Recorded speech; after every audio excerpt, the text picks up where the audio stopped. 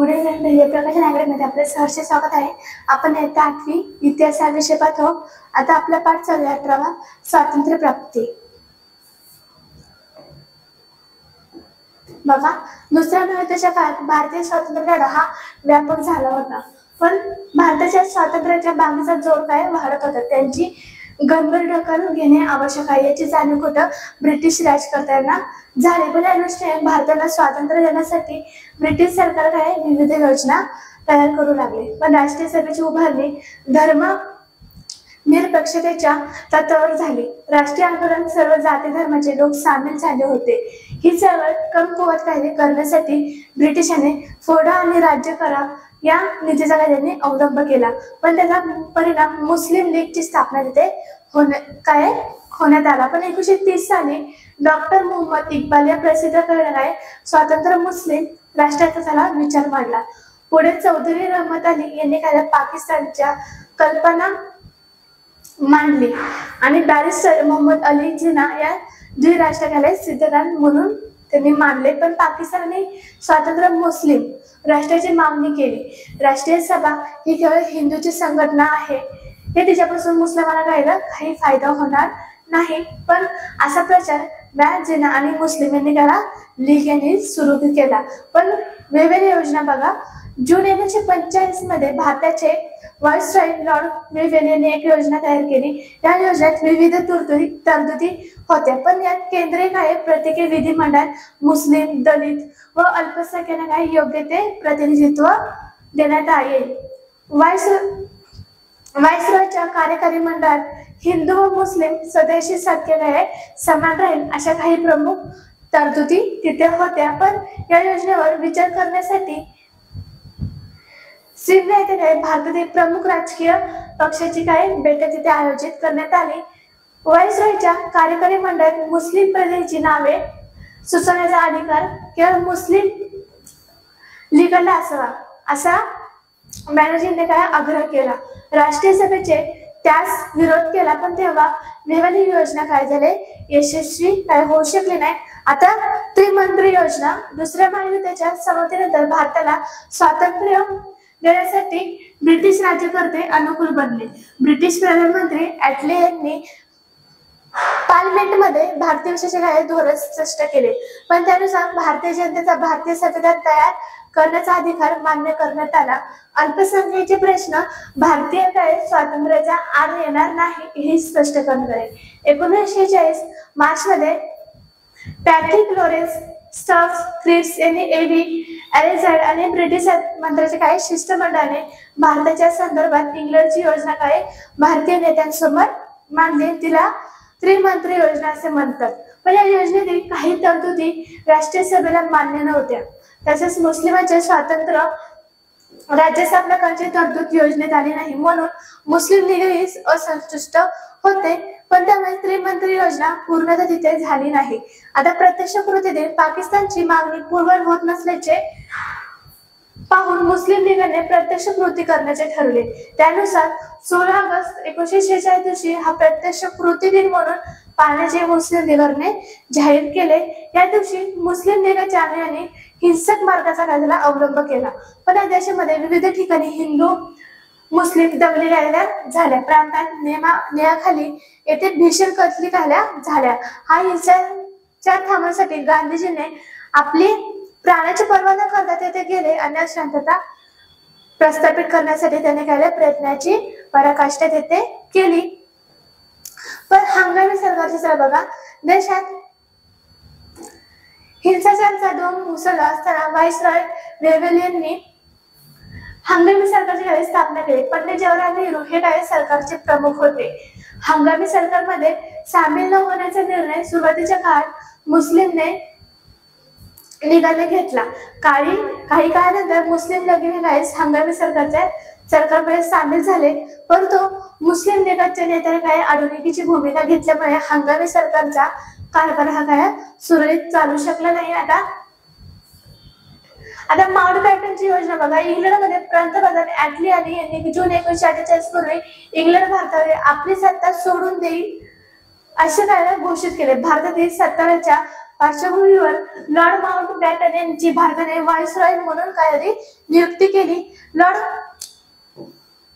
Mountbatten यांनी भारतातील काही प्रमुख नेत्यांसोबत विचारविनिमय केला आणि त्यानंतर भारत आणि पाकिस्तान काही स्वतंत्र राष्ट्राची निर्मिती करण्याची योजना त्यांनी तयार केली. राष्ट्रीय सभेचा फारच विरोध होता, पण देशाचे ऐक्य हा राष्ट्रीय सभेच्या काही भूमिकेचा मूळ आधार होता. परंतु मुस्लिम लीगने पाकिस्तानच्या नेहरूचा काही अट्टहास धरला,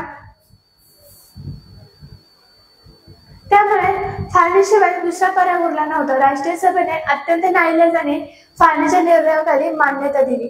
बघा, भारतीय स्वातंत्र्याचा कायदा माउंटबॅटन योजनेच्या आधारे 18 जुलै 1947 रोजी इंग्रजच्या पार्लिमेंटने भारताच्या स्वातंत्र्याचा कायदा करायला संमत केला. पण 15 ऑगस्ट 1947 रोजी भारत आणि पाकिस्तान हे काही स्वातंत्र्य अस्तित्वात आणि त्यानंतर त्यांच्यावर काही ब्रिटिश पार्लिमेंटने कोणताही अधिकार राहणार नाही. या संस्थेतील काय अधिकार शासनावरील ब्रिटिशांचे काही स्वामित्व तिथे संपुष्टात आले येईल. त्यांना भारताचा पाकिस्तानात सामील होता येईल किंवा स्वातंत्र्य राहता येईल अशी तरतूद काही करण्यात येते आली. आता स्वातंत्र्य प्राप्ती भारतीय स्वातंत्र्याच्या कायद्याच्या 15 ऑगस्ट 1947 रोजी भारताला स्वातंत्र्य देण्यात आले. 14 ऑगस्ट 1947 ला मध्यरात्री दिल्लीमध्ये संसद भवनाच्या सभागृहात संविधान सभेसाठी बैठक तिथे सुरू होती. मध्यरात्री 12चे ठोके पडले आणि भारताचे पारतंत्र्य तिथे संपले. ब्रिटिशांच्या युनियन जॅक खाली उतरून त्यांच्या जागी भारताचा तिरंगा ध्वज कायला फडकवण्यात आला. 150 वर्षाच्या गुलामीमधून भारत काय झाला? स्वातंत्र्य झाला. स्वातंत्र्य प्राप्तीचा आनंद निर्बंध नव्हता, तर देशाची फाळणी झाली.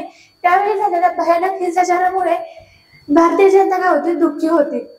स्वातंत्र्य सोहळ्यात सहभागी न होता गांधीजी बंगालमध्ये जीवाचे रान करत होते. भारताला स्वातंत्र्य मिळाल्यानंतर अवघ्या 6 महिन्यानंतर 30 जानेवारी 1948 रोजी नथुराम गोडसे यांनी गांधीजी निगृह हत्या करण्यात केली आणि हिंदू मुस्लिम ऐक्य टिकवण्यासाठी गांधीजीने हा निश्चय झटले आणि त्यासाठी त्यांनी आपल्या प्राणाचे मोल दिले. ते पाठवले स्वाध्याय तुम्ही सॉल्व्ह करायचं. आपण पुढे पाहूया.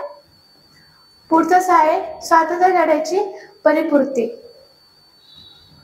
बघा, भारतात स्वातंत्र्य झाले तरी स्वातंत्र्य लढा हा अद्याप काय संपलेला नव्हता. भारतात अनेक संस्थाने होती. संस्थांना भारतात सामील होण्याचा किंवा स्वातंत्र्य राहण्याचा हक्क मिळालेला होता, पण त्यामुळे अखंड भारतीय सभेने काही स्वप्न ते अपुरे राहिले होते. संस्थाने स्वातंत्र्य राहिल्यामुळे भारताचे अनेक तुकडे काय पडणार होते. पोर्तुगीज आणि फ्रेंच सत्ताने काही भारतातील काही भागाने सत्ता सोडून दिलेली नव्हती, पण त्या हे प्रश्न खंबीरपणे सोडवले. त्यांची माहिती ह्या पाठात आपण घेणार आहोत. आता संस्थांचे भारतात विलीनीकरण.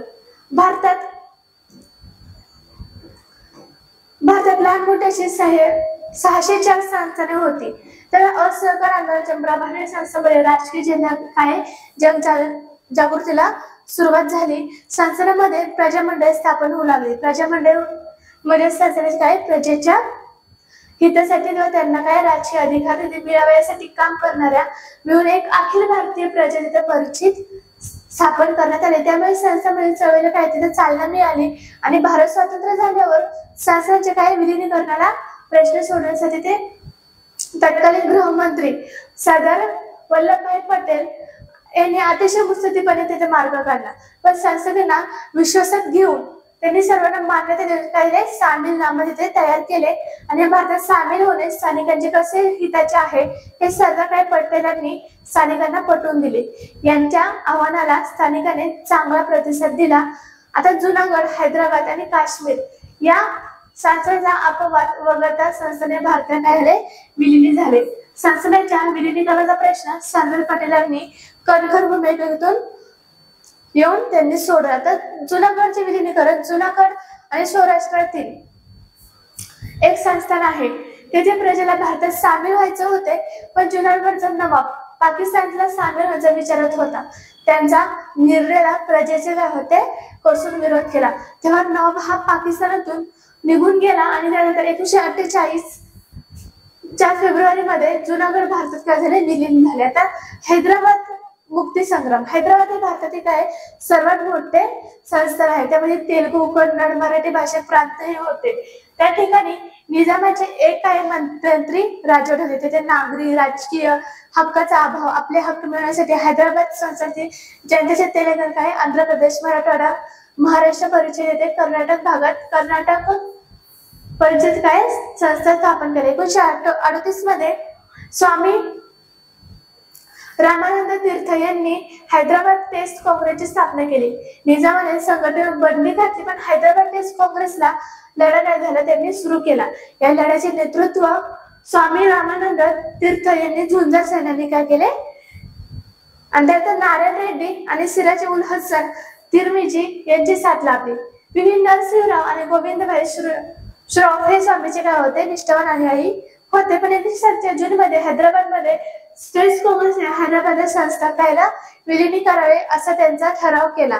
पण मात्र निजामने भारताविरोधी काय धोरण तेथे स्वीकारले. तो हैदराबाद संस्थान पाकिस्तानच्या विलीनीकरणाच्या हालचाली करू लागला. पण निजामाचा सहकारी कासिम रजवी याने काही संस्थानातील प्रजेची भारताकडे विलीन होण्याची मागणी दुर्कावून लावण्यासाठी रजाकार नावाची संघटना तिथे स्थापन केली. आणि कासिम रजवी यांनी काय साथीचे हिंदूवरच नव्हे तर लोकशाहीवादी चळवळीचा उठावा पाठिंबा देणाऱ्या मुस्लिमांवर अत्याचार केले. त्यावर सर्वत्र लोकमत काय भडकू लागले. निजामाशी सहोपचाराने बोलणी करण्याचा प्रयत्न भारत सरकार करत होते, परंतु निजाम दाद देत नव्हता. अखेरीस भारत सरकारने 13 सप्टेंबर 1948 रोजी निजामाविरुद्ध काय पोलीस कारवाई सुरू केली. या ऑपरेशन पोलो असे सांकेतिक नाव दिले. शेवटी 17 सप्टेंबर 1948 रोजी निजाम शरण आला, पण हैदराबाद संस्थान त्यांचे विलीन झाले. संस्थाने प्रजेचा लढा यशस्वी झाला. या लढ्यात आर्य समाजाचे काय विशेष योगदान होतं. तर हैदराबाद मुक्ती संग्रामातील मराठवाड्याचे बघा योगदान काय होते. या लढ्यात स्वामी रामानंद तीर्थ, बाबासाहेब परंजपे, गोविंदभाई श्रॉफ, अनंत भालेराव, आशाताई वाघमारे, माणिकचंद भाडे त्यांचं काय मौलिक योगदान त्यामध्ये होता. पण वंदे मातरम चळवळीमध्ये विद्यार्थी हैदराबाद मुक्ती लढ्यात काय झाले ते सहभागी झाले. तसंच हैदराबाद मुक्ती संग्रामात वेद प्रकाश, श्यामलाल, गोविंद पानसरे, भैरजी नाईक, श्रीधर वर्तक, जनार्दन मामा, शोएब उल्ला खान इत्यादी काय होताना तिथे पत्करले. पण यांचे बलिदान भारताला काय प्रेरणादायी ठरले आहे. यावरून हैदराबादच्या मुक्ती लढ्यात मराठवाड्यातील काय ते नेते जाऊ जनतेचा काय सिंहाचा तिथे वाटा होता हे लक्षात येते. 17 सप्टेंबर हैदराबाद आहे मुक्ती संग्रामाचा दिवस मराठवाडा मुक्ती दिन म्हणून तिथे साजरा करण्यात आला. पण स्वातंत्र्य भारतात मराठवाड्याचा समावेश 15 ऑगस्ट 1947 मध्ये झालेला नव्हता. हा प्रदेश 1948 मध्ये काय स्मृतिदायी लढ्यानंतर तो भारतीय विलीन तिथे करण्यात आला. आता काश्मीरची समस्या बघा काय होते. काश्मीरचा राजा हरी सिंग याने स्वातंत्र्य देण्याचे ठरवले होते. काश्मीर पाकिस्तानात सामील करून घेण्याचा पाकिस्तानचा मानस होता. पण यासाठी पाकिस्तान हरसिंगावर दडपण आणू लागले. 1947च्या ऑक्टोबर मध्ये पाकिस्तानचा चितवणीने सशस्त्र घुसखोरांनी काश्मीरवर हल्ला केला. तेव्हा भारतात सामील होण्याचा करार हरिसिंगाने स्वाक्षरी केली. आणि अशा प्रकारे भारतात विलीन झाल्यानंतर भारतीय लष्कर हे काश्मीरच्या रक्षणासाठी ते पाठवले गेले. लष्कराने काश्मीरचा मोठा भाग घुसखोराच्या काय हातून तो परत मिळवला आणि काही भाग मात्र पाकिस्तानच्या ताब्यातच राहिला. आता फ्रेंच वसाहतीचे विलिनीकरण. भारत स्वातंत्र्य झाल्यानंतर चंद्रनगर, पुडुचेरी, कारिकल्स, माहेओ याने काय फ्रान्सचे आधिपत्य होते. पण तेथील काही भारतीय रहिवासी भारतात सामील होण्यास उत्सुक होते. हा प्रदेश भारताचे काय अटक असल्यामुळे ते भारताचे स्वाधीन करावे अशी मागणी भारत सरकारने केली. फ्रान्सने 1949 मध्ये चंद्रनगर मध्ये सार्वमत केले. तेथील जनतेने भारताच्या बाजूने कौल दिला. चंद्रनगर भारताचे काय स्वाधीन करण्यात आले आणि त्यानंतर फ्रान्सने काही भारताचे इतर प्रदेश भारत सरकारच्या कायला हाती सोपवले. तर गोवा मुक्ती लढा बघा पोर्तुगालने मात्र आपल्या ताब्यातील केलेले भारतीय प्रदेश भारताच्या काय स्वाधीन करण्यास त्याला नकार दिला. हा प्रदेश मिळवण्यासाठी भारतीयांनी लढा द्यावा लागला. या लढ्यात डॉक्टर देबी कुन्हा हे आघाडीवर होते. त्यांनी पोर्तुगीज सरकार विरुद्ध जनतेला कायला जागृत घडवून आणण्याचे कार्य केले. त्यांनी पोर्तुगीजांच्या विरुद्ध लढा उभारण्याचा पहिला उद्देश गोवा काँग्रेस समितीची स्थापना केली. पुढे 1945 मध्ये डॉक्टर कुन्हा यांनी गोवा युद्ध लीग ही संघटना काढली, मुंबईत स्थापन केली आणि 1946 मध्ये त्यांनी गोव्यात जाऊन भाषेचा हुकूम तिथे मोडला. त्यांनी डॉक्टर कुन्हांना 8 वर्षाच्या कारावासाची शिक्षा तिथे सुनावण्यात आली आणि इसवी सन 1946 मध्ये डॉक्टर राम मनोहर लोहिया यांनी गोवा मुक्तीसाठी सत्याग्रहाचा लढा तिथे सुरू केला. त्यांनी बदी हुकूम म्हणून गोव्यात माडगाव येथे भाषण केले आणि त्याबद्दल त्यांची पोर्तुगीज सरकारने हद्दपार केले. याच सुमारास गुजरात मधील दादर येथील नगर हवेली पोर्तुगीज वसाहती मुक्त करण्यासाठी आझाद गोमंतक घराची उभारणी तिथे करण्यात आली. 2 ऑगस्ट 1954 मध्ये दराच्या तरुणांनी सशस्त्र हल्ला करून दादर आणि नगर हवेलीचा प्रदेश पोर्तुगीज सत्तेपासून मुक्त केला. या हल्ल्यात विश्वनाथ नवदे, राजाभाऊ बावनकर, सुधीर फडके, नानासाहेब काजरेकर त्यांचा भाग घेतला होता. 1954 मध्ये गोवा मुक्ती समितीची स्थापना झाली. या समितीने महाराष्ट्रात सत्याग्रहाची अनेक तुकड्या गोव्यात पाठवल्या. त्यात नागगोरे, सेनापती बापट, पीटर अल्वारेस, महादेव शास्त्री जोशी यांची पत्नी सुधाताई त्यांचा सहभाग होता. मोहन रानडे यांनी गोवा मुक्ती आंदोलनासाठी एक धडाडीचे नेते होते. पण सत्याग्रह पोर्तुगीज सत्तेने अमर्याद जुलूम अत्याचार केले. त्यामुळे भारतातील जनमत झाले अधिकच प्रक्षुब्ध तिथे झाले. आता गोव्यातील स्वातंत्र्य लढ्याने उग्र स्वरूप तिथे धारण केले. भारत सरकार पोर्तुगीज सरकारशी समोपचाराने वाटाघाटी करत होते, मात्र त्याला दाद मिळत होती. शेवटी भारत सरकारने नाईलाजाखाली लष्करी बळाचा वापर करण्याचा निर्णय घेतला. आता 1961 डिसेंबर मध्ये भारतीय सैन्याने गोव्यात प्रवेश केला आणि अल्पावधीतच पोर्तुगीज लष्कराने शरणागती तिथे पत्करली आणि 19 डिसेंबर 1961 रोजी पोर्तुगीजांच्या वर्चस्वातून मुक्त झाला. भारताच्या भूमीवरून साम्राज्यवादाचे तिथे पूर्णपणे उच्चाटन झाले आणि भारताच्या स्वातंत्र्याचे लढ्याने खऱ्या अर्थाने तिथे परिपूर्ती तिथे झाली. तर पाठावर स्वाध्याय तुम्ही सॉल्व्ह करायचा आहे. पुढचा पाठ पाहूया आपण. महाराष्ट्र राज्याची निर्मिती.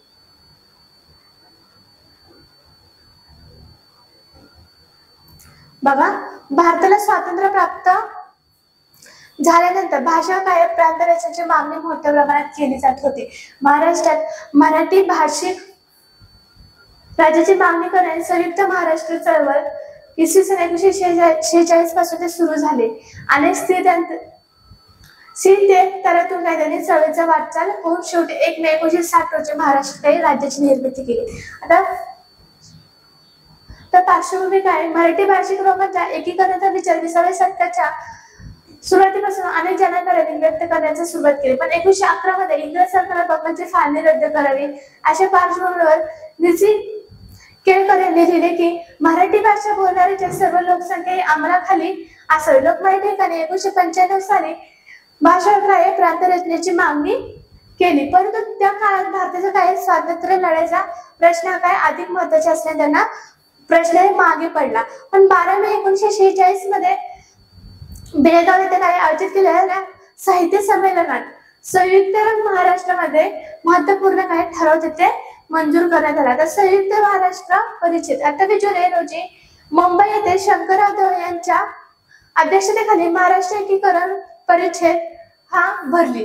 परिषदेने मराठी भाषिक परिषदेचा एक प्रांत करावा. यात मुंबई मध्य प्रांतातील मराठी भाषिक तसेच मराठवाडा गोमटक आणि भाषिक भाषेचा समावेश करावा असा ठरवत ते संमत केला.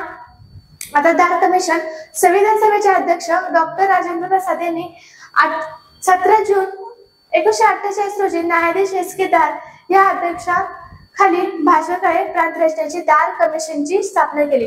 10 डिसेंबर 1948 रोजी या कमिशनचा अहवाल प्रसिद्ध झाला, परंतु त्यामुळे काही प्रश्न सुटला नाही. तर बघा, त्रिसदस्य समिती म्हणजे JVP समिती या भाषा काय प्रांत रचना निर्माण करण्याचा परिस्थितीचा अभ्यास करण्यासाठी काँग्रेसने 29 डिसेंबर 1948 रोजी एक समिती काय झाली तेथे नेमली. यात पंडित जवाहरलाल नेहरू, वल्लभभाई पटेल, पट्टभी रामैया यांचा काय होता समावेश होता. या 3 सदस्यांनी अध्याक्षरातून JVP म्हणजे त्रिसदस्य समिती काय ओळखली जातात. या समिती आपल्या अहवालात काय भाषा काय प्रांत रचना काँग्रेसच्या तत्त्वच मान्य केले, पण ही योग्य वेळ नाही अशी काही शिफारस केली. या अहवालाविरुद्ध काही महाराष्ट्रात तीव्र प्रतिक्रिया उमटल्या. त्याच वेळी जनजागृतीसाठी सेनापती बापट यांची काय प्रभात फेऱ्या त्यांनी काढल्या. आचार्य अन्ने यांनी काय केलं, मुंबई मागले मुंबईसह काय महाराष्ट्राचा ठराव तिथे मांडला.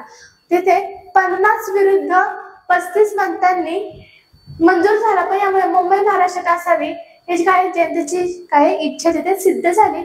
तर राज्य पुनर्रचना आयोग भारत सरकारने न्यायमूर्ती S. फाजल अली या अध्यक्षतेखाली 29 डिसेंबर 1953 राज्य पुनर्रचना आयोग ही काय स्थापना केल्या.